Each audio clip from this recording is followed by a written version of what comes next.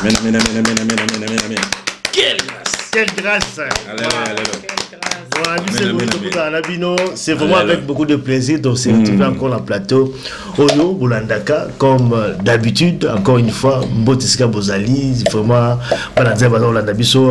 émission spéciale on a vraiment en plateau avec frère Jean-François Ifrongue dans le bord Yambali et d'abord à moi c'est plutôt d'abord en Bali dans la sœur Nabiso Nana Bobo. Je crois que Bolandi Dio Oyo Basali Nzembo Kitoko ce monde passera Bolandi extrait dans déjà et dans YouTube tout ça dans la émission frère Jeff Ifongue fit Nana Boubou en tout cas Nzembo Oyo ce monde passera pour parler Dieu na bango collaboration na bango et balari nini et comme nini et puis frère Koyeba ko rappeler boyebi frère Jeff musicien ancien musicien Nana Boubou qui ex-danseuse dans le groupe Azaïko Langa bien kayemba aussi na bina banku mususu akoma ko sali nzambe akoma pe koyemba tu me rappelles comprendre en tout cas et bandeli na eti na kati ya musala ya nzambe d'abord frère Jean Pacifique qui tu te bénisse frangin la séparation na zone plateau mongo kuna mona ndenge to banda na ndenge to komi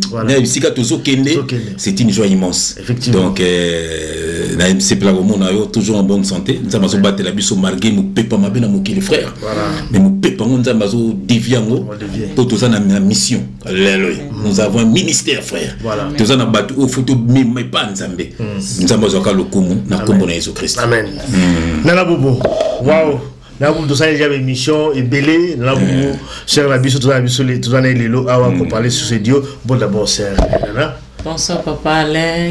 Papa Mbolabino nyonso bozolanda biso. Émission na bino bande ko la bino bango ye bae. C'est la yembi donc voilà. Que maman Françoise nga meka na bango akatani.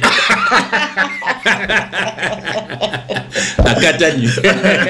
Ah, maman Françoise on la bino go. Nga meka. Eh papa quelle que musique. C'est Nana Boubou. Vraiment un plaisir en tout cas ya ko yoka Nzembo yo kitoko za na YouTube to le blanc kati émission na biso lelo.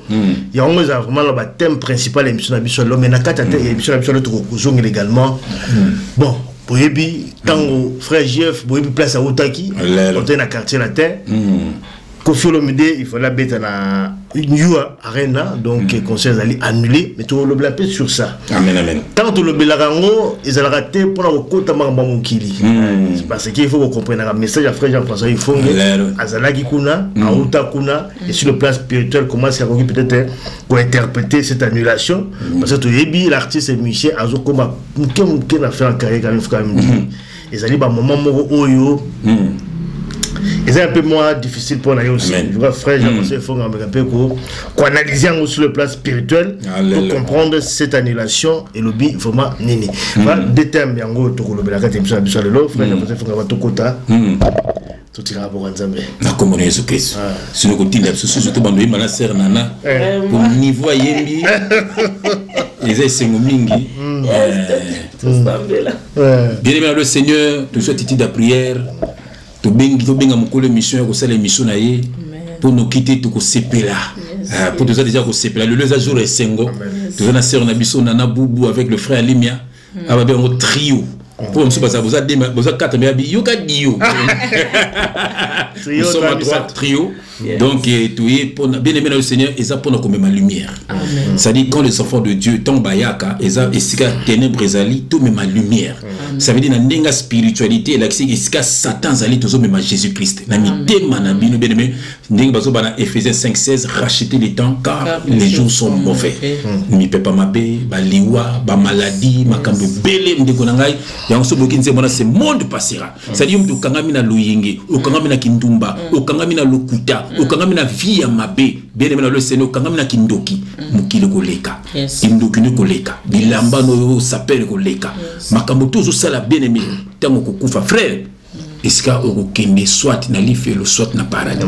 yango toujours même maka lumière bien aimé na mitema poete boyamba Jésus Christ na bomo ina bino frère toujours titi da prière to benga mukolo mission frère au nom de Jésus Christ to bondi na komona Jésus Christ éternel Dieu des armées papa merci Merci de sangisi biso papa. Tu veux comme ma lumière ne mité ma bana na yo. Tu veux comme ma papa oh papa vérité na place ya mensonge papa. Tu que tes missions oh nzambe et kango la bano ya nzambe. Oh bazana ko bunga, oh bazana distraction papa. Bazana liwa, bazwa bomoi papa na ngai. Yango to tiki mama kitoko na maboko na nzambe. Papa mutu so kolanda message o pambola ye. Bandeko balanda ka biso pambola bango. Na tiki be frère na biso alimi papa o tali boso na biso nzambe pour na ministère. Pambola na libota na ina kombo na Jésus Christ. Na sœur nana papa atiki libota na enzam mais eko sele miso pona ko édifier ka peuple na yo pambole pe na libota na kombo na Jésus Christ papa banguna na biso bazala ba marche pe na biso teke te moment oyo nzambe et simba mana maboko na yo que le Saint-Esprit parle pour l'édification de ton peuple au nom de Jésus Christ nous avons ainsi prié et nous disons amen amen amen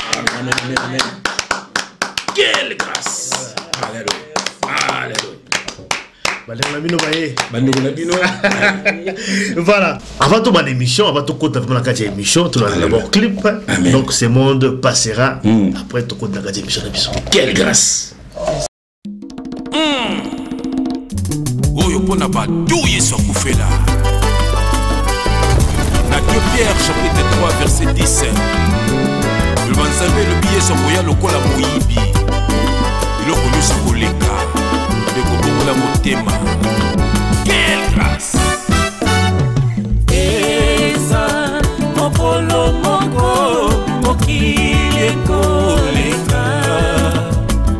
Eza na mokolo moko mokili koleka. Neko nangala muka mokili etondi na mabe.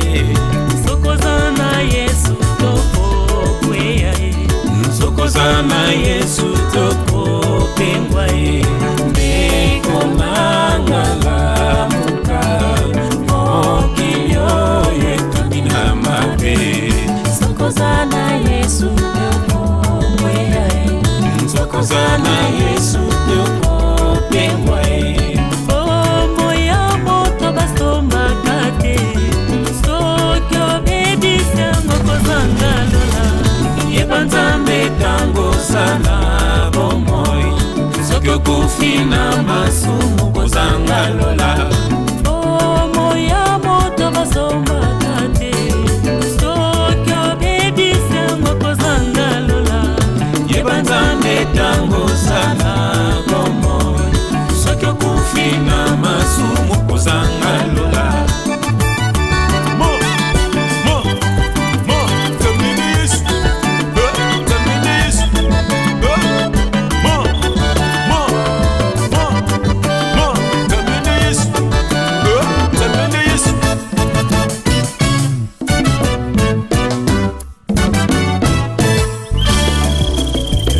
camarade ya mabe mpe bazali na mabota mingi banoki bazangaka te mbongwa nani ozuwa ekumba bachanse na yo kaiba ya libala kaiba mabota ke banantourage nzambe vraimen azali bolingo me biso tozanga nde bolingo na mokili tolingani te bitumba na koswananga indoki pe na famille omo ya moto basombaka te soki obebisi yango kozanga lola ebanzambe tango zana bomoi soki okufi na masumu kozanga lola tokonyaka satana na bademo na ye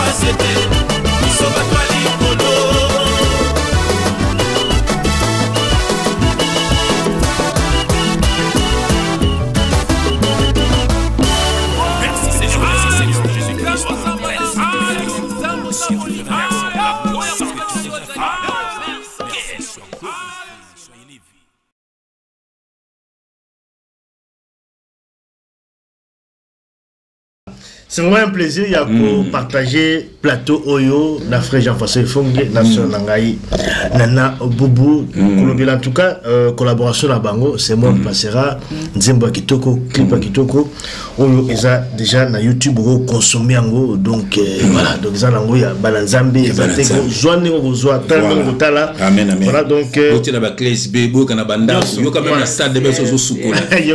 Dans son abîme, autant que bien en malade des Olongo, problème des Olongo, bien aimé, dans le Seigneur au nom de Jésus-Christ. Voilà, donc je vois qu'avant peut-être, il y a quand même, si on a peut-être sur ça, on répondre par rapport à la collaboration. Idée d'abord, parce que frères ont la facilité à rejoindre. Amen. D'abord, on coûte à l'aïe. Combien va nous caca? Amen. Et bien là, je rappelle presque tous les jours, frère Jean-François, tout le monde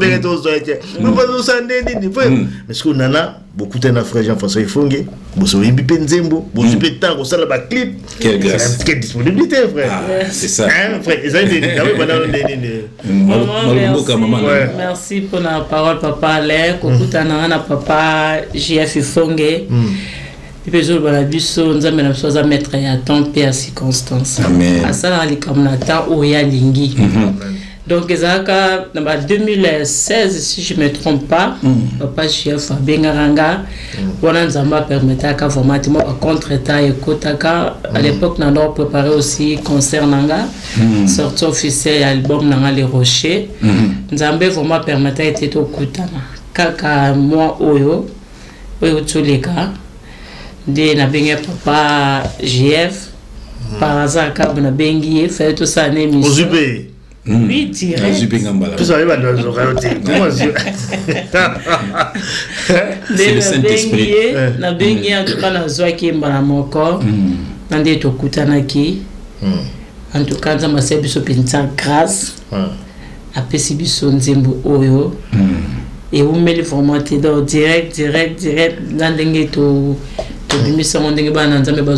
déjà dans les réseaux sociaux. Quelle grâce. Donc les accords nous te permettre de ce que ça ma casse n'a surtout tout ça dans Angola Nzambé il y a le monde passera et zo les cas toujours dans les réseaux sociaux. Amen. Alors frère Jean-François Ifongé, c'est vrai collaboration, frère c'est un tu Nana Boubou. Mais Nzembo d'abord parce que en fait Toyoki Nzembo wana batubayoki yango.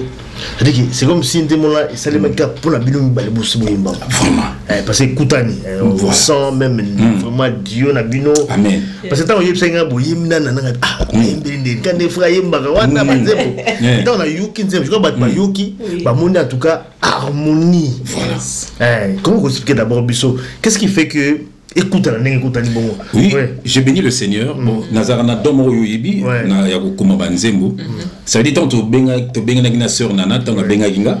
Mbala moko fallait que to kutana na ye pa ya frère Ange. Na kina côté la ba clip ça sala pour na yo kaninga yembaka. Tant na yo ki mbala moko na kominzembo. Ça dit ngane pe yet a bengelenge lo mususu fait. A bengelo mususu, menza matinga cœur pour tout ça. Il y a bien pour l'émission dans le lobby. Ben pour l'émission na ye, na mission na ye. Ah OK, l'émission na OK. Pour tout ça l'émission. Promotion de makam na ye. Mbala moko nzamba inspiré na ce côté boyemba na ye. Na yemba na ye. Maman na kena yo kono nenga yemba. Na komi penzembo. Na ye sikoyo na rendez-vous. To solo na ibisi tala boy yo kayepe humblement papa na sa partante. Voilà. Mbamo to kutani pe lobi na studio. Donc ça veut dire nga na commune zembona en fonction na yi. Ça veut dire frère bozato na télémana no. Amen. On va dozo na biso ba. Quelle grâce. Donc au salin zembo sur mesure na yi. Sur mesure na yi. Mais comment on besoin inspiration ça parce que sur mesure na yi. Parce que je suis inspiré de Dieu. Ça dit nga za na don wana même to la zekina mokili bato ba yebinga ba yebi. Mais ba mise o nga na bande ko linga. Donc na salaka banzembo pe na image na bango. OK. Moko to kuta na to yemba nzembo, akoyeba azara les pour na yembi na commune nzembo wana selon style na yi. Nzembo do moyo muta nzo mango, o senti que asa les. Asa les, c'est senti. Je me dis parce que na seli nzembo na style na yi, na voix na yi. Voilà. C'est vraiment un artiste. Je crois que là tout des athées. Chaque émission dans nzembo, et regarde depuis au bana ça fait 8 ans tout ça la émission avec frère Jean-François Ifongé. Faut là nombre d'émissions de ça et puis nombre banzembo. Alors voilà donc c'est vraiment pas donné à n'importe qui. Émission que donner nzembo te pour ni pour clic ne pas voilà mais quand même Nana, je crois que tu rappelles quand même Batou parce que c'est vraiment intéressant. Nana Romo Yemba.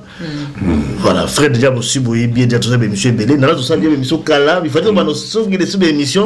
Bon era maman Nzambe, tu vois son Nzamba kokisi. On va commencer au tambola. Alors, sœur Nana ex-danseuse.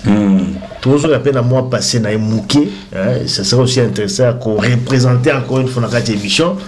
Ex-danseuse, qui est dans Zaiko, Langa, Nana Mazopo. C'est ça. Donc, à l'Obina, il y a au Saranate, Nana comme servant de l'éternel. Nana toujours la moi Mouké, vraiment, au Kumpi Gouyemba, Kuno Bano Bina, au Kumpi Gouyemba. Expliquez d'abord Bissou. Passage au Bina na Gouyemba et de Amen. Comment on peut comprendre ça? Merci papa Alain.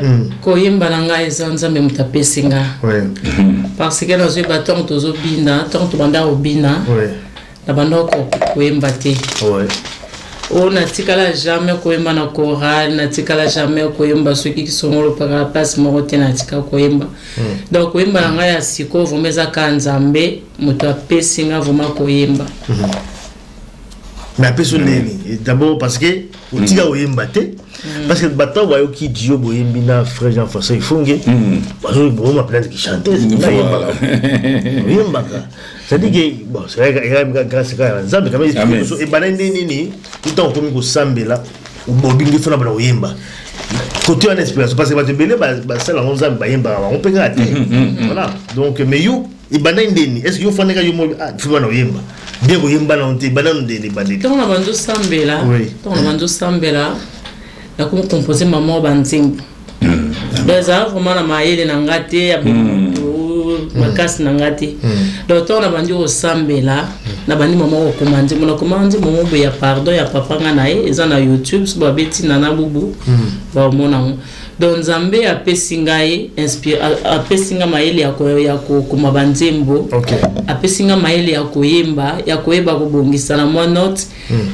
malgré biso pe tozo sala mo be fo ba biso ki Nzambe apesi fo ba pe ko bongisa mo tozo sala tozo entouré déjà na bateau ba yembaka moi encadrement pe ezali poto koma auto komi lelo donc eza Nzambe na kokuta na sous na entourage ya malamu ya bato yo balingi ko soutenir baninga surtout na monde lelo mutoza na besoin asalela nzambe ou abanda koyemba au monde ba critique bandro ya tika makelo le koyemba te pe ko sala c'est le diable espère découragement azo ya ko décourager yo vous avez besoin avancer na yemba malgré ngongo na ngeza boy na yemba ko zo mona vraiment ba critique ebele mais tango zeloko ya nzamba pesi nzamba lobiso ka pesi yo vision a repesa yo provision yango moni depuis na banda ko koma banzembo depuis na banda ko yemba nazo mata be escalier malembe na ngolo nzambe donc na mukuse zaka nzambe mutu apesi voilà nzambe mutu apesi cher nana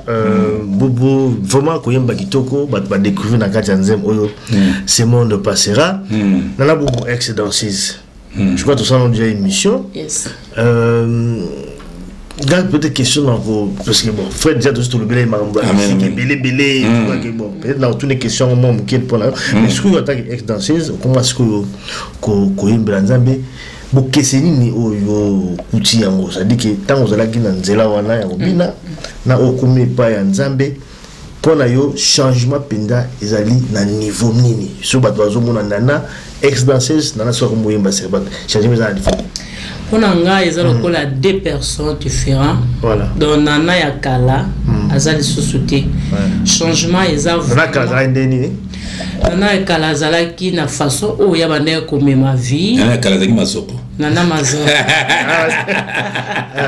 quelle grâce nana ya kala azalaki na façon o ya zo mema vie donc amoni pe na vie mukilondireza ya ngai donc nazo sala voilà nazo sala n'importe quoi donc nazo banga na ngate quand kesa na mukula mukila zalinga so na ndo tambusa vraiment vie na nga na ndenge ya masumu na ndenge ya mwana nzambe te par rapport ya nana o ya vandi sikoyo donc différent eza vraiment makasi donc nzamba buki vraiment appel à nzambe za ekokani na appel à no côté ya tata mwasi te donc appel à nzambe soka bengi mutu veut dire à rechanger na nyonso batu bi baloba nzamba tala ka mutema tala ka kutremati non nyonso e contact bien sûr soki na telemi na latile mususu jipa mukuse na swembela nzambe na obetsa batu mabako obligé ata na zo parler langue batu bakota kuto langue na tena zo ba bien na zo yemba batu bakota mbala moko ondene ni oyo azo sela nzambe na ba jipa mukuse na ba sexy bu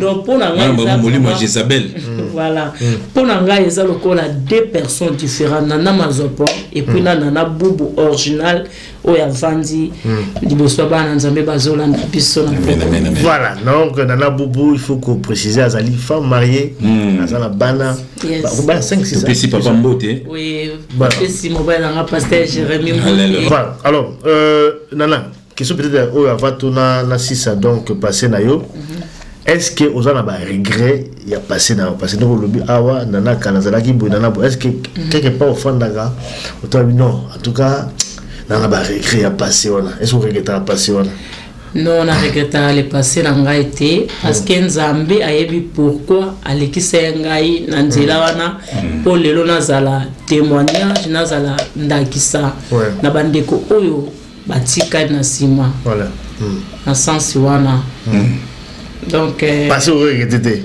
non mais est-ce que le passé wana ezali ko peser na vie na yo ozana lelo parce que ozali danser so nobina est-ce que vous pensez que parce que qui note ozali danser ça bien que comment on sait est-ce que ça te tire pas vers le bas c'est passé là ils appellent kiloté regarde moi charge mon amour quelque part habité avant on a eu pas en Zambie sika on a vendu ko emba sika ressemble ko fréquenter ba chrétien voilà et ça qui na moi ba insulte ba rejet ba critique ba kambebele bele ba découragement le roi nyonso mais e bande au salanga pas c'est que mutu azana mutema ya musuni mais tant on est ko vanda na bozindo na lobana nzambe ata mutu afingi ata mutu alobi ou asali soki likamsongo lo pakala et ko déranger ngate parce que nazana valeur na miso nzambe ninga zo mona nga ndenge bato mokili bazo mona ngai te donc nga il faut na soigner relaxer na nga d'abord na nzambe et tambo na nga na nzambe et puis les restes na talango si mandenge bazo lo bana biso Voilà, donc Nana Boubou, tout ça là, Awa, frère Jean-François Ifongue, fit avec Nana Boubou, Alaïna Zaiko, Alaïna Quartier la Terre, le fit na Bonzambe. Elle a mon qualité, parce que tant qu'on a dit roi Zabalé tapé, bon, les années, moussou. Donc, Moutoula Nzambe, frère Jean-François Ifongue, Yépé la Rina Moukila, Noyemba, Yépé la beaucoup de Bossali Dio. Amen. Comment est-ce qu'on peut ressentir ça? Donc en tant que Bananzambe, autant il a passé beaucoup parce que autant il a ma musique, il y a ma bé, il y a le but déjà ma bé à ça là, il peut dire chose le bas déjà ma comme navo, là on s'est retrouvé dans la Bonzambe Dio. Amen. Comment est-ce qu'on peut ressentir ça, frère? Plaisir et zanine, frère. Humanité. Maintenant, j'ai retrouvé ma soeur en fait. Yes. Ça veut dire au monde de ma famille autobotama. Ça veut dire c'est né Jésus-Christ. Il fallait qu'il y ait la famille Mokubouye pour aller au la mission. Ça veut dire biso ba biso batwa c'était biso batwa likolo. Donc biso doit batwa likolo tu expliquer ba. Ça veut dire biso to y a mission yangoyo. Alléluia. Ça veut dire to botama la famille Mokubouye. C'est autant to kutanaka. Bible le bien et ça ka fait qui mouné na likolo. Au mon frère. Donc on monique tant na sœur, tant na zarana yo, tant na zarana ba frère Tanguy, donc na zarana plaisir pour moi na bana ya papa nanga. Donc toyaka mutuna mutabote na ba famille moko boy. Ndenge nzaba baki akokutisaka bano yayi. Jour ba kokoka, les jours yo so bango. Ça dit mon plaisir, ma joie est que j'ai retrouvé ma soeur et on a chanté pour la gloire de Dieu. Faites immunité na lola. Faut qu'il y ait un commentaire, frère. Frère Nabina Kala. Banzeba botoyo kango Kala. Nzambe vraiment zali bolingo. Me biso. Et tout sangande bolingo. Na mokili. Tolingani te bitumba. Voilà, c'est la talinga seki. Bitumba na koswana. Frère, donc ça veut dire. Kindo qui peine la famille, ça veut dire, frère, c'est une joie. Nous avons un message. Et puis, ma qui ne bêta mi wana frère. C'est qui c'est nazolia yo mabia. Tel clip banda banda azo sekara. Frère Malembe, quelle grâce. Effectivement. C'est vraiment joie, vraiment à Makassi. Amen. Voilà donc comme on est frère Lobby, on dit frère Lobby depuis 2016. Kabakutana. Voilà. C'est juste temps. Amen, amen. Nzambe mutoyebi. Ebi ko kokisa tango nango. Quelle grâce. Vous allez précéder au lukaki frère aux yete au moto mbate. Tanso Nzambe ye monda yebi. Amen. Ebi mukolo bokoki kokutana passer battu belé bazo mitunda ba mitungi saka ba pe na benga frère ya benga solo na ye. Amen. Amen. Vraiment. Voilà donc Zamar Manzambe. Regardez très spirituel toi, trop spirituel. Vous êtes spécial. Quelle grâce. Là c'est mon benga non. Ah frère, na ningi na tina message pas frère Jean-François Ifongue anniversaire nanga et ça quoi ça na moi message anniversaire ah il y a ane il y a spirituel. Il faut cette esprit niveau. C'est quand c'est quand niveau. Et pas ça il faut cette esprit niveau. À quoi ça là bon c'est quand niveau ça. On a entre parenthèses donc voilà Nzembo Kitoko fait comme on le dit déjà na kati ya Nzembo tout comme dans le message aussi hein. Amen. Ce monde passera.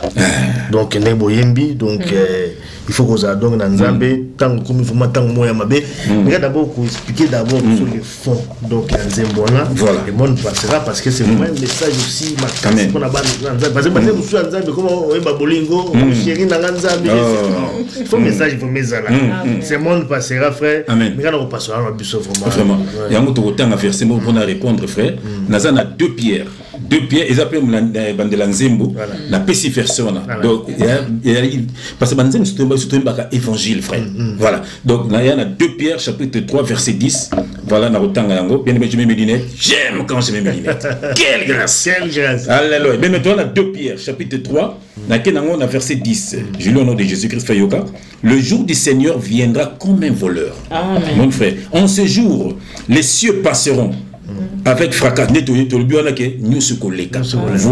voilà et les éléments embrasés se dissoudront et la terre avec les œuvres qu'elle renferme sera consumée. Frère donc ça veut dire que Tommy Lengela. Parce que nyoso ekoleka. Omoni ce monde passera. Moni ndeko oyo lula noka libana. Ndeko oyo otrompaka moi sinayo. Ndeko oyo po epe na base ba trompaka mibali na bango. Epe na base so ba trompa pe bana na bango. Ça veut dire yo quand même na musique. Yo quand même yo so comme maman mo comme na vie ba camarade. Yo so tromper bana na yo. Ne sika bana ba ko bebela yo ko yebate. Alors ce monde passera. Musique ekoleka. Frère ba mbongo et mais surtout mbongo frère et comment ne vie na sa mbongo moyenti. Aza prêt à te kanzoto, aza cupide, voilà la cupidité. Voilà. Donc il y a un monique frère nzembu oyo, il faut battre ba bongo le mitema. Il y a un côté nazo ba camarade ya mabe pe bazali. C'est la zone si na mabota nyonso bando ki basanga raté frère. Moni. Donc na lobisu nini na lobisu ni côté voilà. Yebanzambe tant aux anabo. Yebanzambe tant aux anabo. Mais on a servi à l'oba qui a expliqué en gros. Parce que ça n'est pas mon batubeli les frères. Oro yebanzambe na place nzambe yo tam soutien de mutu. Bon so mutu na siko akufi. Ozomona il faut biso nzamba tindi biso ndenga tindaki Moïse amema bana nzambe nzamba zo c'est la bango la terre promise. Donc biso nous passons le message de Christ pour batuba kangamande na Seigneur Jésus-Christ. Ya on sert à l'obi que non. Donc yebanzambe tango za na bomoy to lelo soko kufi moye basu nzambe ezati omoni c'est trop tard moni ba mort subite pesa le kokufa na accident kokufa na poison kokufa na makambo belé ozomona sans kutu oyebanzambe nzambe moni yango moni message nzembo wana bande boyo kanzembo wana bo rio kanzembo wana nzembo wana kangola bino ben tozana tant comme ça vraiment difficile sans Jésus-Christ bande ka famille ba obeta yo sans Jésus-Christ bande ka ba camarade ba obeta yo sans Jésus-Christ ba bien aimé oko souffrir na mokili ba ko ba ko ba malade mais tant que zana Jésus-Christ alléluia atengsa makila na epona biso yo to ba bato yeso kufela makila ne zinga rabiso bien aimé to basala ba reno na butu ba mona rabiso te ya o mana tongo ba yelo sko physique pona butu akoka ki yote yo la yina yo amen bien aimé dans le Seigneur ozo l'exata na mokili ya kapa Jésus-Christ obiksa molimo no frère nazana verset mo suna tanga après na pesa malobombo kayo voilà na keina 1 Jean je crois voilà na 1 Jean c'est ça 1 Jean après on appelle ça malobombo quand frère nanga non que 1 Pierre je crois 1 Pierre chapitre 5 1 Pierre voilà chapitre 5 on a verset 8 je crois oui verset 8 voilà bien le Seigneur frère totangango yoka bien aimé landa verset 1 Pierre chapitre 5 verset 8 soyez sobre veillez votre adversaire le diable frère babi az adversaire na biso rôde comme un lion rougissant frère cherchant qui il dévorera bien aimé Satan ala la kati babi azo rôder le kola lion mokaza na nzala azo luka nani yango akolia yango bien aimé keba kolia kabilia lipa batu keba kolata kabilamba ya batu bien aimé keba kokota na bandako ya batu bien aimé esika otika libala na oyebite sela imbe bengo te mingi babungisa mabala mingi bayiba yo voilà keba bien aimé keba na entourage yango yoka verset so konde frère yoka verset 9 to résister diable yoka ba dire résister lui avec une foi ferme ozomona bien aimé po beta diable eza nango mundu kité eza makofité kondima na yo babi résister avec une foi ferme ela tini muninga so atukela mso mela masangate tika bengali ngaso makambo wana te foto mso luka basi angaza so na makambo wana te donc avec une foi pour Satan da kotikati na ye po mema yo na kati ko bunga yoka résister avec une foi ferme yoka verset so connaît sachant que les mêmes souffrances sont imposées à vos frères dans le monde donc bato bana mokili frère basana kati ya souffrance wana donc basana kati ya milangwa bana kati ya bondoki osati mutu alembi na ye ya toke staff go toke kaka mais azana kuita après aza esclave ya masumo frère yango moni biso mission na biso sali bien aimé boka bwana na bato ya mabe boka bwana penda makambo ya mabe popo bikse milimo na bino na kombo na Jésus Christ amen alors frère c'est vrai bato balandi clip tatu on a danse parce que mutu mo ko mambo danse frère amen mais frère wana pendeza mokili danse wana quelle grâce tout de suite mtema bina kombina wana za mokili frère otira na mambo bina te na répondre à un verset. Je mets mes lunettes. J'aime quand je mets mes lunettes. Quelle grâce. Na 2 Samuel chapitre on a verset 6 hein, chapitre 6 hein, pardon, verset 16. Verset 16. Des chapitres 6 yoka verset na rotanga on a verset 16. Je lis au nom de Jésus-Christ. Comme l'arche de l'Éternel entrait dans la cité de David, yoka frère, Michal, fille de Saoul, regardait par la fenêtre et voyant le roi David, frère, en fait, le roi David sautait et dansait devant l'Éternel. Tu vois, et elle le méprisa dans son cœur. Balbi azo sauté, le roi David. Azo bin, yoka na verset mususu. Na kena na Jérémie. Jérémie. Jérémie chapitre 31, on a verset 13. Voilà, je l'ai au nom de Jésus-Christ. Alors, les jeunes filles se réjouiront à la danse. Les jeunes hommes et les vieillards se réjouiront aussi. Voilà, je changerai leur deuil en allégresse et je les consolerai, je leur donnerai de la joie après leur chagrin. Frère, nous avons balbini. Après joie après leur chagrin pour basani, pour babini. Amen. Tant que vous frère, nous tant bien la Yesu. Tant que vous bien vous bien frère. Ozo kabwana na makamba mabeka ki bo moina yo. Amen. Tant ozo mikanga kanga boy frère, Satan zo sepela. Yes. Yango to bana batu ko linga te na buto la leki ba beta ki yo, yo bengi mutabe ko na tongo yeba ye mutabe ta ki yo. Premier coup de fil, anya yeba. Andiki boniko boni o la li bien. Amoko sanga ko la li bien yo momoke buto lolo ba cauchemar ya sepeli. Yo bile yo lo bane na la li malamu. Ngala za mona nzambe te malgo la leki bien ti. Ko yazo linga yeba. Papa ça savoir yoka kiango. Donc yo babi toujours dans la joie. Donc faut que bina, faut que yemba, ko yembela nza prena pe on se na verset mususu na ke na psaume 149. Yo ko to tanga wa. Psaume 149 bien même so to tanga. Alléluia. Psaume 149 na ke na on a verset 3. Psaume 149 yeyo. Bien aimé na ke na on a verset 3. Fait que l'autre tanga. Je le nom de Jésus-Christ yoga. Qu'il loue son nom avec quoi?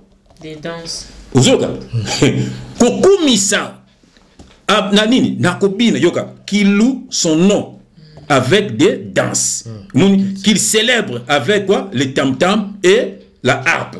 Donc ça veut dire yomoni nzembo na ve banda mbunde beti mbunda na village ezalaka message so ba beti même so ba beta mbunda pona bato komi airboy so beta mbunda po bato bala moka so ba beta mbunda po mokonza mboka za na besoin na bino ya moto mso to beti mbunda son de la trompette mbunda on eza message omoni bon ce message on ni auto na on a serre c'est monde passera ba to na bon message ni c'est monde passera le monde message tu na quel type de temps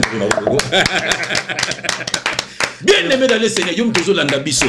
Et le bata frère tanga lobike, est-ce so bini. Bien aimé na ba danse des ans prophétique. Tozo ke na to kelo la. Donc to la c'est bien que biso to ko kindilo la. Amen. Biso dans la CTM, geste là qui tourne. Quel gars. C'est dans tout me kono. Biso ba toi c'était. Biso ba toi likolo. Biso ba toi c'était. Biso ba toi likolo. Voilà. Bien aimé le bata frère tanga bo c'est la ba danse bo tinda to panzango. Frère, frère, par rapport d'abord à la danse également, chorégraphie. Amen. On les avait situation aussi. Oui. Parce que tout ça, c'est comment ça s'appelle? Bana wana eza bana na ngai. Bana na na ndenge ni bana ya batu na ngai. Na pesi gi ekamba mbote, mwana ya gi ekamba ise. Ise ekamba. Oya costaud azaki koto yo. Mususu mwana ya chuke lomboto. Oya pembe mwana ya chuke lomboto Yannick. Donc la bini na bana na ngai do bana ya batu na ngai na kina isengo ko bina na bana na ngai na pesi bango mbote ise na Yannick. Donc c'était une joie immense. Donc chorégraphie tout ça inspiration donc toi tu fais voilà parce que donc naza vraiment na don wana naza la danse naza chorégraphe naza compositeur naza donc makabebele naza ba clip voilà autant li ba clip belé ça les maga voilà plus d'inspiration na et le tout ça la place voilà c'est toujours frère amen qui fait tout na clip autant que si il y aura fait Angel papa monte ça les clips na yo pour la séquence voilà voilà c'est ça en fait et ça après dans mon nzamba pesanga na kombo na Jésus Christ. Alors c'est nana collaboration avec frère Jean Pascal Fongé pour lui apporter ou quoi parce que on sait quelque chose ça lui paye le mois bien pour bien pour la comment est-ce que ça que juger cette collaboration, c'est que ça t'a apporté la vie d'ailleurs à Osali Nzambe. Vraiment c'est un makasi parce que tu sais sinon Yesu na biso. Quelle grâce. Ba ama Yesu zongi na makola Yesu. Vraiment portelinga makambo ebele esengo. Oye mana papa JF Ifonge. Amen amen amen. Pour la gloire à Nzambe. Comme on a les sous côtoie la collègue Nangai donc ex-collègue. Quelle grâce. Biso na biso ba ex. Amen. Comment tu es sous na on a bon Nzambe boye on veut bisa bande konanga basi. Ba ex ba danseuse na oboza kuna kaka. Les paniers circulent encore. Alléluia. Pour panier, il y en a ma beaucoup qu'on bien aimé. Il faut aussi l'effort ma bolongo. Nzambe baluka kae. Soko zoluka bible bino sona mati. Soko sengi ba opesa. Amen. Soko beti porte ba ofongola. Soko luki akomi monisa ma bien aimé. Trop tard ezate na vie. Yo mutoza na kwe moko boyonga accidences na bina na sala mabe bien aimé. Ezana mutu moko alinga biso bataliboso. Quelle grâce. Malgré nyonso na yo, malgré ndengo zaka bien aimé. Koyoka sonité. Si tout n'attend auto comme diable a télémi wana ka pona ko décourager batu na makambo nzambe. Na lobango à chaque fois nzela nzambe so kozo tambola ndeti nga na tambola lokola aveugle nazo mona te do misu na ngezo mona ga Yesu. Alléluia. Nazo tambola lokola muto ayo karate mato inanga bien aimé na tikela ngo bato mokilité. Parce que soko zuma to ino tionka la bato mokilo kopengwa. Kopengwi. Tembe opé koto moto bi kopengwa. Soko zana Yesu te okopengwa. Donc mato inayo vedi bien mozolanda ngande kona mwasi ya mobali. Swali to inayo iyo kaka mungu nzambe. Alléluia. Soko pesi na bato mokili okopengwa oko avancer te na makambo nzambe. Yo mutozolanda nga bien meza na ngo trop tard te. Eza trop tard te. C'est na kati ote pardon.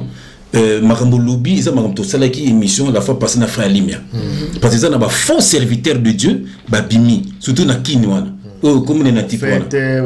Comment type wana? Ouais. Oh to dénoncer ki wana. Wa benga rabatu wali rabatu bambongo. Ah serviteur de Dieu. Ah serviteur de Dieu. Voilà. Mais le la maman wa boko quoi. Muchiri baraso. Bino bana nzambe. Bolu mona bolu mona ba comme belé. Ba prophète surtout ba prophétesse. O ba na bandoto. Dama la question. Donc ma musera lobi. Olobi ni se. Donc bo matui. Bon so monika bongo bani ko benga. Ngakutana na problème bo. Uyebiete mama. Uyebiete. Et puis ba manaka ba motina no mbongo boy. Tani ti mutsuki musiki bana wana. Alobi après si monter moko babi a montane zate akakoli baspe kakoli et comme itina ba 100 et comme il na ba 700 yo mo mona te ki mais pas benga la fa mo benga ka pona bi buti wa pa ko ya kinanga mais nga na explique au monde c'est nga peka ba 750 voilà mais moi si na linga ba pesa bon ezaki to te na mo nene parce que benga ba 6h du matin na boulot ba 7h azo benga.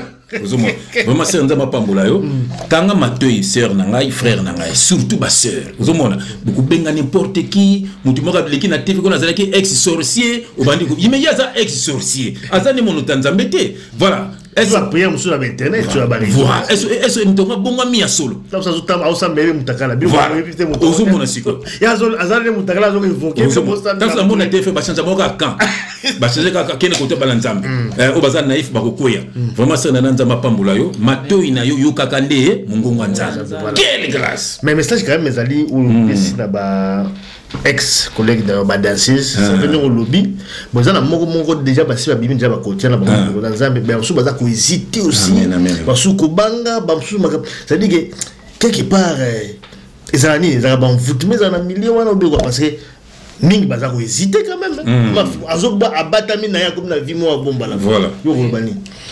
En fait, pour Moutou, aya et pas en Nzambe, et je sais que la makasi na moko penza te ya bomoto parce que oyate. Alléluia. Ah comme hypocrite. Ah oui, alors ça la hypocrisie na musala Nzambe. Am le plaisir mais il est ba bing na bango yete. Nzambe asali lola affaire zappé, il fait l'onde to benga ngoli felo. Normalement Nzambe na biso asala lola pona biso to kende kuna. Donc affaire za pona diable, pona ye moko. sikoyo affaire alelo ezokenda bana nzambe parce que bana nzambe mingi bakoti na kati ya distraction ya diable. Soki oza na besoin oya epai na nzambe bien aimé abandonner tout. Quelle grâce. Péché mignon o ngapena lisumu do ata na sambe na butu na tongo funa zongela péché mignon nga bien aimé remema yo na faire phototique la li felo satan. Amen amen. Diable satan poyende mutu salama po la bisoté. Na so pe ça conseil na bande ko na ba danseuse. Alléluia. Parfois et ça la biso passe. Suite à ba comportement pour vendre boy poso to bi total à réseaux sociaux na kosi total rango to mona rabi no makambo salaka to mona reza quand même passer comme on a ndeko na biso ex moko danser bongo azo se comporter le ko la mboata babé vraiment et ça la passe mais pourquoi comité na niveau oyo biso to ti ko bina musala ko bina wana eza vraiment musala qui danser c'est dans musala à te belé ba foutre la bana ba ba classe ba sala ranyoso mais est-ce que biso memelo to memaka to bimina cacher ma bé ba danseuse bazabo bandumba bo tant to kenda na ba orchestre na ko pesa exemple moko naza déjà na ndako naza déjà mobula mibali na ndako na biso pa mama na ngana papa na naza déjà teti naza déjà mobula mibali belé na longola bazemi na mena ba diamba na mena ba cigarette sikoto na okende na zaiko nozo ma comportement nga nyonso na monso na zaiko ozomona milimo na na memi yango na ndako na ye na comportement na ngana ya mabe ne balobi lilala moko ya mabe bebisaka mawalala nyonso ya ko ya malamu bande konangai comportement ya mabe ezaka na kati ki danseuse te ozongo ya msuna famille na bino to sa ba bantu na ba famille to emengo na nzembo bando ki bazanga raté na ba famille surtout chez nous les Congolais mitema mabe zali tata mwasi moko anvuta kayo mama leki moko anvuta kayo ozoi batina za na besoin na avancer na makambo nzambi mais loko nini ezo sala nga kilo bien aimé prends ton lit lève-toi et marche. Alléluia. Tellement la makambo nzambe ne besoin qu'on a tout ne faisait racheter les temps car les jours sont mauvais. Ba jour na biso na sena moi au bien aimé eza ko beba yo kangami na masanga o kangami na milangwa ozubanga na yote malgré nyoso nzamba zo sela biso ne mbelumi na mati na temps na suka bo mona makambo ko bima de gauche à droite mais yo vanzo ozo demerer kaka na masumu nzambe baluka kaye. Voilà. Message Kitoko, ya sœur Nana Boubou, voilà, je crois que le message est passé. Ils appellent la sœur Moussou Fifi, à 5 ans, ça n'est pas émission. Vraiment, Sunga. Je crois que Batou Bazali Lanzelo et la Mabé, tant que Bazako Bima, il faut quand même qu'on remercie quand même. Amen. Gloire à Nzambe. Fifi ou Fifi? Fifi a mis dans ses affaires. Fifi Boussa. Viboussa. Missa Yolo. To PC Mbote. En fait, à ça qui témoignage Mogo, mais témoignage en ils ont des films hein. Ils ont des films, ils sont tous c'est plus là qui na témoignage on publié quand on publié quand mais ils ont des films au bassin les obima kalate. En fait, la ligue a déguisé en fait. Voilà. Un film mais bon, nous on comprend. Nous on comprend. Ils avaient ma ramseux appelle à monter mané mais à quel on a un film. Zamba Pambolé na libota ne mobile. Façon faire passer les messages. Amen. Fifi Boussa. Voilà. Très bientôt ton coup à naï. Alors, pour ça je crois que pour la musique ça quand même dossier où il y a Nzembo avant tout le annulation également il y a Kofi. Alors Nzembo est déjà YouTube parce qu'on va consommer un go mais si on a habité frère de Bossa déjà collaboration là est-ce que ça s'arrête là ou alors il y a aussi d'autres choses après ou bien tout est en rapport Nzembo tout est en rapport Nzembo le but c'est la petite solution c'est en rapport Nzembo ouais il y a disponibilité il y a Saint-Esprit et puis il y a déjà sûr c'est une femme mariée voilà donc toko kanga été azala na biso no kiti toko bondo bitumana papa Jérémie voilà voilà azaka zabaleta ça comme ani mutambo na Nzambe donc c'est ça donc Nzambe ka kamba biso ce que le monsieur ezali collaboration monsieur pourquoi pas ezaka pour ko édifier bana Nzambe amen na peut sur le bachelor mot par rapport à Nzembo avant tout basculer dans vraiment nazo pambola Nzambe pour un message na lezana na kata Nzembo Nzembo wana to tei vraiment na ndenge ya Nzembo Bible mobimbeza na kata Nzembo nazo pas mon Saint-Esprit nazo pesa Saint-Esprit merci et bravo pour la musala o de Jésus sala à travers Nzembo wana ezana batu oyo Saint-Esprit zangisi bango kimia à travers ya Nzembo wana donc toujours so ba appel maman ta la partie où maman ba mutna mutu azo se retrouver ne loko oyo Saint-Esprit parce que pour mutu bon la mutema bien aimé so senga visitation Saint-Esprit so Saint-Esprit touché yo bien aimé au bon mutema donc nzamba pambola ba onyoso ba ya Nzembo na banda kuna bango onyoso bazo soutenir musala nzambe amen nangana pesa verset moko pona comme to lobby après to stocker na bisona maka mususu bien dans un acte chapitre 3 na kila na verset 19 je le nom de Jésus-Christ frère le totanga repentez-vous donc et convertissez-vous pour que vos péchés soient effacés. Je répète ce verset. Et dans Acte chapitre 3, verset 19. Je lis au nom de notre leader, parce que nous sommes les leaders de Jésus-Christ. Là, c'est que ça va tout le monde. On est en train de chemise à pembe, na banana baloana, ici na Yannick Potobina. Obi que yoga Yannick, moi na tu que le mot abi. Ah, mais papa, il y a un leader, il y a la tête à rouge, leader est Jésus-Christ. Il y a quelqu'un qui pour vous, c'est distinct. Pour ça, venir en Zamba solo. Quelle grâce. Bien aimé, Yoka Bible, Acte chapitre 3, verset 19. Repentez-vous donc et convertissez-vous pour que vos péchés soient effacé. Et là, qui ndekonanga, Jésus que sabi venez tel que vous êtes. Ata ozandumba, atoza ndoki, atoza muyibi, atoza mutalukuta, atoza bandi, atoza soki ndenge nini. Bien aimé. Alobi yaka masumu na yo ekolimbi sama. Yaka repentez-vous pour que vos péchés soient effacés. Ce qu'on connaît pas Jésus-Christ, à tout boumaka mout, à quoi effacer, ce comme la nouveauté de vie. Bien aimé, pour appuyer vers ça, mon papa Limbisanga, la question de Acte 17, Acte chapitre 17, yoko loko balobia, Acte chapitre 17, verset 30, Acte chapitre 17, verset 30, Azavapi, verset 30, Acte chapitre 17, verset 30. Doit piller, verset 30. Voilà, je le nom de Jésus-Christ. Dieu, sans tenir compte des temps d'ignorance. Frère, Nzamba ko juger oti. Nzamba ko juger oti. Donc à lui bo yoga verset oya, Dieu sans tenir compte des temps d'ignorance annonce maintenant à tous les hommes en tout lieu. Donc bisika no semno bozali, mboko semno bozali yoga qu'ils ont à se repentir. Donc Nzamba lo bien, azo tenir compte té na makambo salaka, pamba to salaka na ignorance. Alléluia. Vous avez une ignorance, tout ça ba tatouage, bien aimé misu ba melaka ba diamba, misu ba salaka soki ndenge nini, Nzamba otala ngoti. Nzamba otala so alimi alelo, na mandefu na pembe. Quelle grâce! Nzamba otala lelo, bien aimé ako effacer nyonso. Bien aimé et puis bandi nouveauté de vie. Bako sayote, e ngamla makambo na sala c'est Nzamba nda ko limbisanga, ako limbisa yo bien aimé le Seigneur, ako limbisa yo. Même si kotango komi na maboko na yende, ako compter sikoyo makambo ko mosala, mabe yangwana. Et on ba tout frère et loko batu ba batu so bazana masumu batu bana masumu batu bana luyenge Nzambe akiparane bangote ozomon mais mabe nango za sokisko kufi okenesko lifelo po ya yeba kineyote dio zaki na mabe mais tiko tango zongi na maboko na ye comme ce terme comme moi na été utaki wapi okindaki wapi pas no saliki boy voilà ozomon yangonde bien aimé le Seigneur Nzambe za na besoin na yo po bikisa molimo na yo faseka yimbengo Ibanzambe tango zana bomoi soko kufina masumu kozanga lola. Voilà.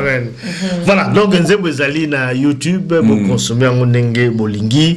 Vraiment ezali plaisir ya koyoka vraiment dio kitoko ndenge ba yimbi vraiment c'est fantastique ba sur nini zaka inspiration Nzambe ka ndenge ndé ba kende na ba kende mon sœur frère mon président Susara.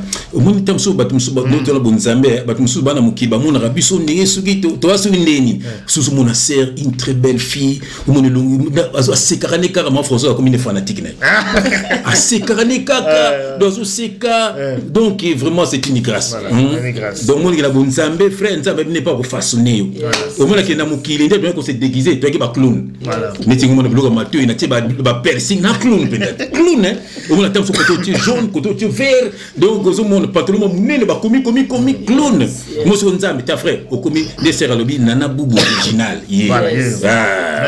naturel ta suka kangi suko na yeba kango na basira ba mama kanzaku lelo mama buta no kanga mo frère lelo ko mona ngoza souté ko mona meche kiti am souti na makolo mami watonani vraiment voilà donc rapidement tout que la deuxième dossier la biso annulation donc il y a cher Kofi Olomide mais frère quand même avoir tout temps parce que les amants 10 minutes pas tout ça comment cette émission amen parce que le frère Jean-François pour yo comment là serviteur de Dieu on a toujours autant maman mukili kufungela kayango solo moi déjà kuna mais bon ça t'a payé ngoti yo ko kuzonga kuna bato na bazala bango na mulili tango na bango koka nzamba toucher mutema na bango yo à chaque fois nga tout ko s'intéresser nango mais kana boko frère omoni Moïse nzamba tindeki na ndako ya Pharaon pourquoi pamba tenza bazaki na mission moko Moïse asala kuna mama ya Moïse tango boti Moïse Pharaon zo boma ba bébé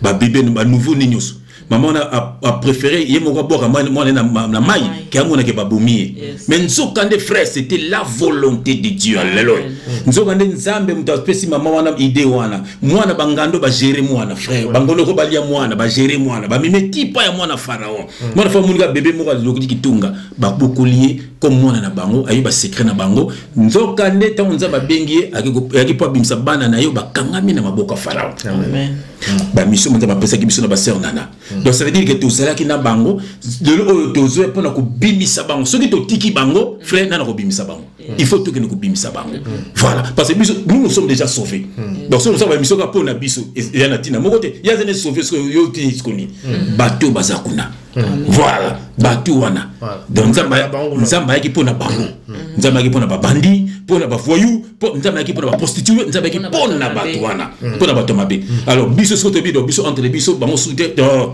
Olanda bango kuna pour te to benda ka bango na kombo na Yesu Christ voilà voilà la mise au point ya on ba nyoso to komona nyoso to koyoka to sani to msana poisa na bitu moko batu baza la sauver voilà alors frère par rapport à cette annulation je crois que bon là qui concerne moko attendu voilà suite jogi ba réseau ba pesi c'est ba réseau moko sanitaire donc pendant le Covid tout ça bloc on a concerne annulé bon de l'autre côté va combattre ba cette là bango ba sali que concerne les annulés mais quand même ils ont annulé mais sur le total yango malamu c'était quand même tout le baba concert presque ya souka ya minene oyo artiste abongisaki pour asalango ça ça déjà carrière minene je mais émission tout ça ya souka on peut ça qui conseil on lui tout so joie tout aussi au sala voilà viens na ngai obingi na viens na ngai yaki pa nzambe amen tika biloko wana temple na kuna on peut ça qui conseil mouvement ba benga nga a tout faire sololi cela mais ça moi kitoko amen le concert na eza annulé tu ibé que bon ala la qui bien parce que dès to yimi vie wana nga zali ça vraiment affecté par rapport à Nango mais par rapport à cette annulation en tant que mon Nzambe ça ko inspiré une par rapport à na autant verset moko na comme Jésus Christ bien na Acte chapitre 7 na verset 34 je lis au nom de Jésus fait que yo le nom tanga j'ai vu ici c'est Dieu qui parle frère j'ai vu la souffrance de mon peuple qui est en Égypte voilà. J'ai entendu quoi ces gémissements et je suis descendu pour les délivrer. Frère, maintenant va, je t'enverrai en Égypte. Frère, mon message, Nzambe a kolela ba na Congo frère. Ba Congolais ba koma ba objet. Ba koma ba tumoko inutile na monde entier frère. Pourquoi ba Congolais ba kota ki mingi na kata distraction. Ba politique na biso frère et ça la na ba musique wana. Ça dit pour na endormir peuple. Peuple congolais a masanga na kubina. Vina bango ya mwana. Mon frère, donc c'est comme Nzambe frère na kolela na biso na mboko na biso misala ezate frère. Ba école malonga ezate frère. Donc eloko moka malonga kuna ezate. C'est que Nzambe asali nini a telemisi ba tulokola ba combattant. Frère, musala o ba combattant ba sali na kati na mondo frère eza musala monene.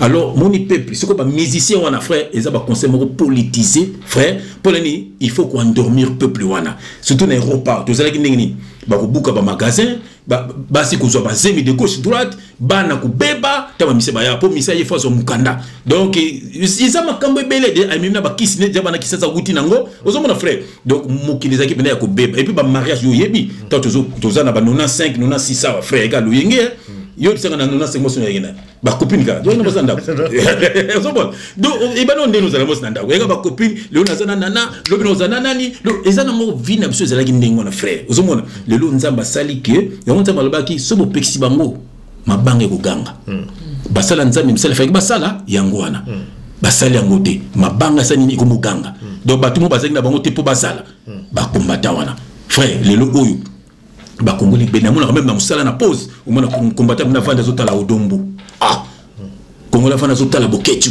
otala isu otala baba masombo uzumona otala azolanda politique amboka azota ona kin babenga kasango wana comme les nani Israël donc ça dit que congolais a comme la politique même ngayo ina kena ngwa mais lolo comment tu comment tout landa peni nezoleka na ba salon de coiffure ba masolo politique c'est des combattants frères so ba neti kulu na biso afoyer baké congolais ça la muki uzumona lolo ba congolais ba muko sambela tala ko kabla misisi ba mbongo ko kabla misisi ba bilamba ko buka ba magasin pona bango le makamone za la souté frère nzambe ko lela ya ba congolais frère na profiter ko pesa Olivier Bolia mbote na Canada pour la musala ki toko zo sala pona otem sa peuple congolais alors sur le plan spirituel kulutu na biso ve na biso a combiné déjà na suka donc ndenge konsenga na pesa ki kulutu ndenge za wana ayeba nzambe pa komi na suka bato bakokamwa pesa makambo susu ona zolo ngana loba mena ninga ko lobate poto ko sela ba frère fa loba comment ayeba kiango parce que biso nzamba solo na biso frère tant qu'on a zo ya pour la son émission nzamba solo makambo be pona ezo ya mabe ezo la kulutu maintenant lo bango zate mais kanga émission kanga partout voilà kanga partout kulutu fa yeba mais kulutu makambo zo ngana ça ayebi yango déjà. Donc il est temps à Ibanzambe, il est temps à Tika Makamamabe, ba mission ba Tika Makamako Melara Makila Batu. Moi j'étais musicien, na yebi la musique ba Melara Makila Batu. Surtout ba danseuse. Et ça c'est temps pour voyager. Neti biso côté tout ça là qui ba ko benda bino makila soit disant que chose malade de voyager té. Mais bon on a pas résultat ba test na binoté. Ba benda bino makila pour bokende Cameroun. Bon besoin sur ko test mais bokende Côte d'Ivoire. Ba benda biso makila. Oh bon résultat va changer. Voilà, chaque fois il faut bien rabino ba makila. Donc ba makila wana ils en a ba melarango frère. Donc ko détruire ba via bana batu pour na ba succès na bango, ko bima na bana batu, même na bana mibal. Frère, nous on a pas ni surtout ba concert minene wana. Ngana yebi na utanga ba kombote, ba ko monsieur beta ba na ba Olympia. Leader atambola makolo. Bato ba yebi atambola makolo ngulu ko banda soki wap. Tamzo tambola zayete za milimo za ko mvuté.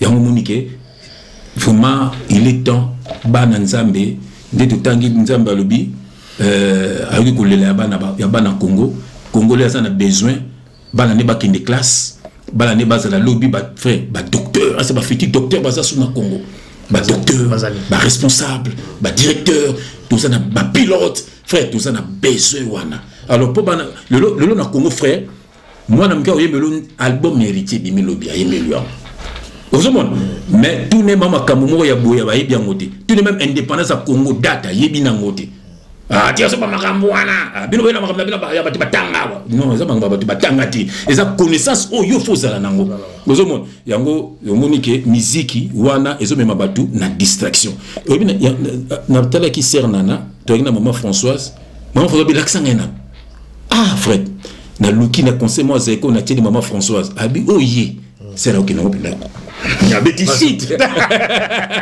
mais son côté la yeboy frère batumi bale yemo albi original yé batumi bale moi c'est kitoko azo seka ozoma mais hôtel okuno bi o diabolo ya ozoma o mulimo mo ntezala ki wana ozo nto bina pina bumuna yemo kaka do abeti na shit ozoma donc ça veut dire que nzamba récupérer ce comme moi na yé so nzamba ça besoin récupérer bana tout ba mise ba kangaki ozoma ba kangi na musique na bango na luyenge na bango na banzema na bango za kamvuté banzema na fait bima fait que na ténèbres na yebi il fallait que la bano sama kama bongo nzamba boyaki au seul album avec bima fait qu'il na labo et qui na ba montagne ko ya batu palpite ozoma bamso ba ko kolala kana baba pour ni nzembu wana kaka c'est terrible frère.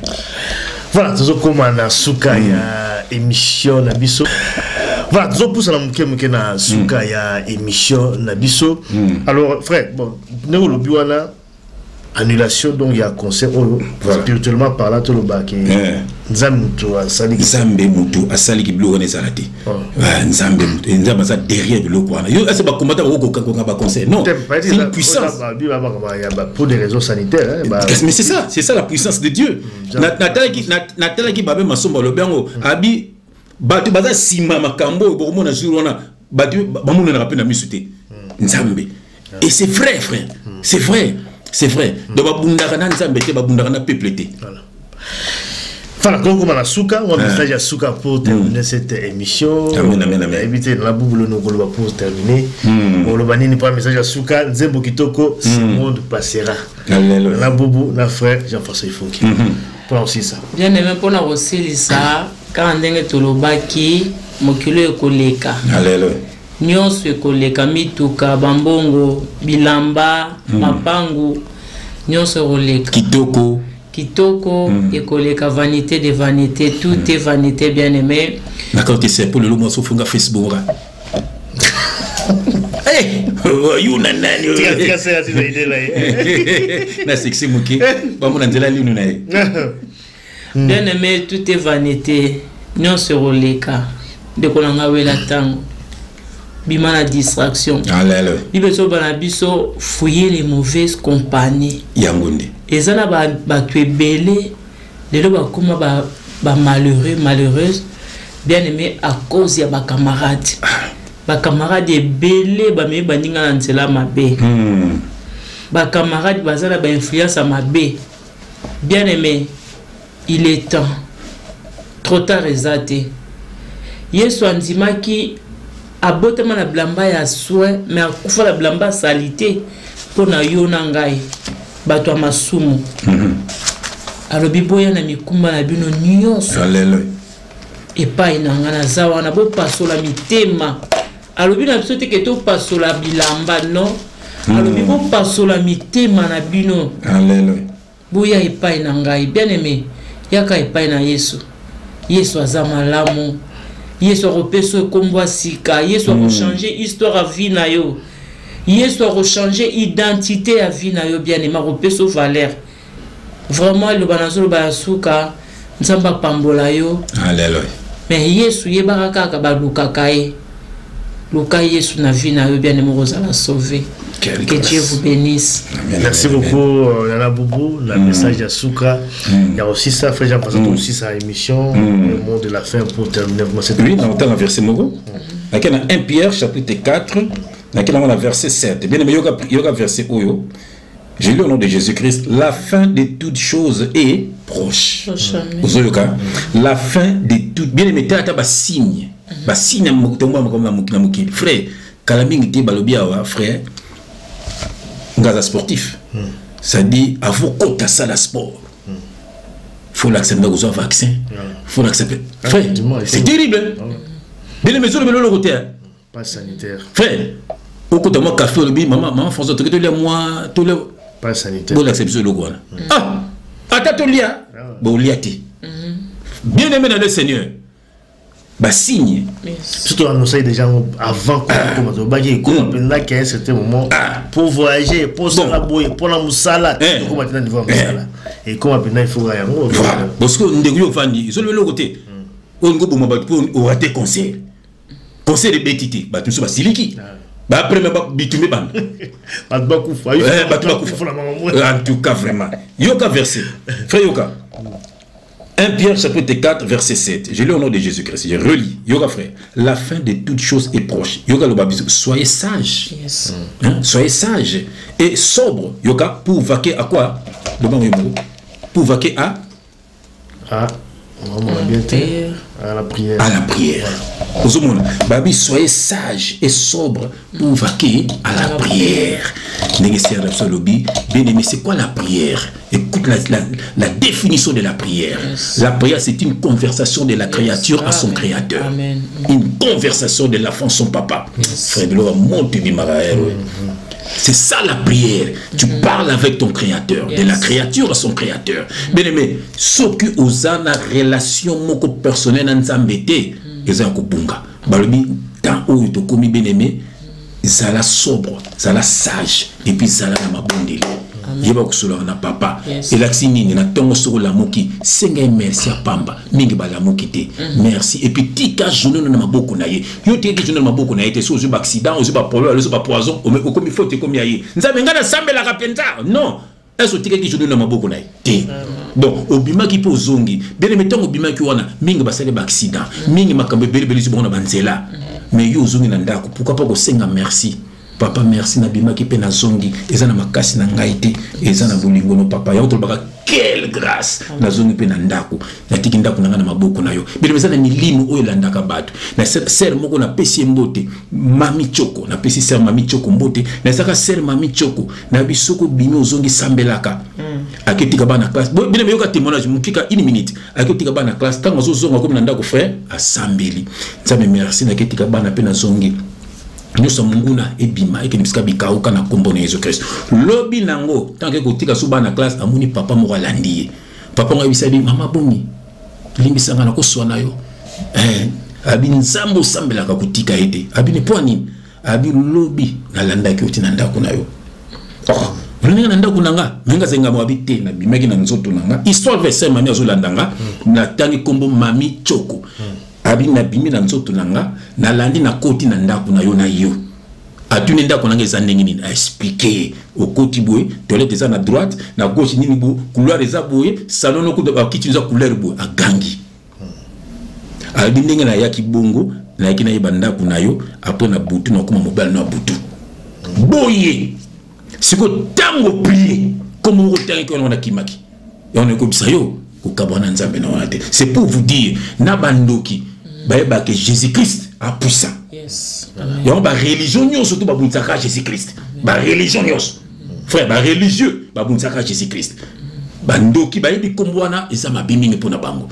et puis ba batendi na tika kindoki yango misemo lo baka ba pexera moto alingo kende kasa sa keite ça veut dire bango si ba simbi ba biloko wana do pona ko bima kuna ndesera lo baki ezaka makasi nzambe yango monike frère nanga ser nanga soko bimi osongi sambela poza milimo balandaka bato ayebinda kuna yo ale atie ba micro ba nini ebi ko yambaka bato na bandako te ba camarade banani na ndako na yo ebite nini ba kotikolo na ndako ba projet ne ko bloquer ba santé abane ko beba intelligence abane ko beba obengisaka nani na ndako ba tilo micro moko spirituel ba ko makambo solo ba micro fana kene tiriki ba yoki yo ba blokango po ndoki pa kanga vino frère le passe frère moni ndoki ndoki abi le passer na yo bien melo que loko ndoki aibi le passé na yo po eleka ndoki amona kayo makambo osala ka yango bloka kayo mais futur no ayibite dit amen yango futur ngo bomba ngo pona yo solo la ngona papa discrétion parce que so futur nga kuna na projet neti c'est solo bakaka nga fana benga frère j'ai tout ça l'album ba yo ka déjà puis mais so bokanga te pour so za bato yeso kufela tanga zo kanga betele kano pouf et moi na siki na moto donc bien aimé pour se lumbaka sur la prière te lumbaka sur la Jésus-Christ il y a ça bien que Jésus-Christ ça nyama nyamo ba fini kaka Adam et Ève bien aimé le Seigneur l'agneau il y a un moment que biso frère on pue tout le monde solo moto bandoki bayaka ba solo nyama solo makila solo Jésus-Christ ya ba kima kabiso ya ba ngala lingana na frère jet bon lingana ndelinga za mona nzambe bien aimé nzambe apambola bino nzambe apambola bandako na bino nzambe apambola misala na bino bandoki vi na bino bazala ba marche pi na bino na kombo na Jésus Christ. Merci en tout cas frère Jean-François Fongue, merci la sœur Nana Boubou pour l'émission Kitoko Oyo. Alléluia. Nzembo ya Kitoko c'est moi qui passera ils ont na YouTube au consommer ngo bambote mingi na Norvège pa ya Picho Pacho la Norvège. Alléluia. Également la sœur Eliane, Eliane Nitu. Voilà, Eliane Nitu. To pesi mbote na kombo Jésus Christ. Maman, c'est pas une nzembo na biso Voilà. OK, maman Eliane Kedie. Maman Eliane Nitu. C'est vraiment Botigama la musique Bozali to la prochainement la prochaine numéro. Merci vraiment la confiance au Bozo Pesa na émission. À très bientôt pour la suite. Merci.